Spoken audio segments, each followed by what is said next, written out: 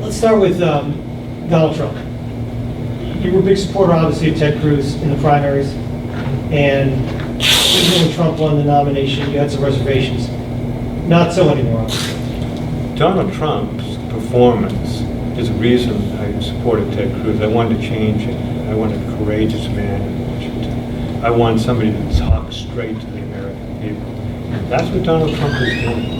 I don't think anyone who cares about this country's prosperity, who cares about deregulating industry, who can do anything other than look at what Donald Trump has done and say, I'm a supporter. So I'm a big fan of Donald Trump. If you were in the U.S. Senate right now, you have a big vote coming up. I want to know how you vote on that. That's this budget deal. You're a fiscal conservative. This deal's going to balloon the deficit. If you were in the Senate right now, how would you vote on that deal?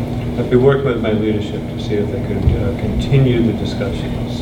One of the things that's very, very important to me, Paul, is exactly what I worked for when I was Speaker, and that is that we can look at our children, and we can look at our grandchildren, and we can talk about their children to come and say, just because we can't afford the government we have on today, we're not going to make you pay for it. Now, it's a journey back, and we have to be realistic, and the government can't default. There's a journey back, but I would want to make sure that that journey has begun, and that we're just not kicking the can down the road, because that can's been kicked down the road way too often, and we have to have a goal that says, let's stop this.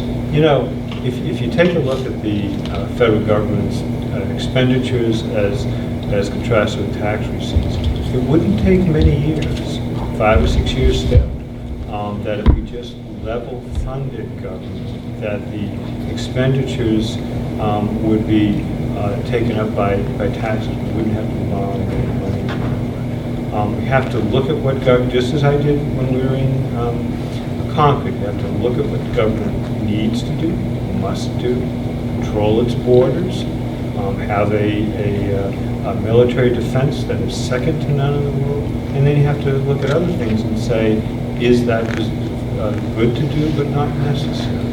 And then you can actually look at things I think the federal government is doing and say, should they be doing that at all?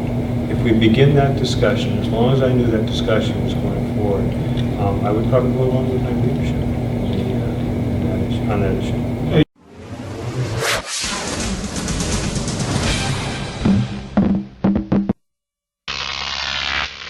Croc TV.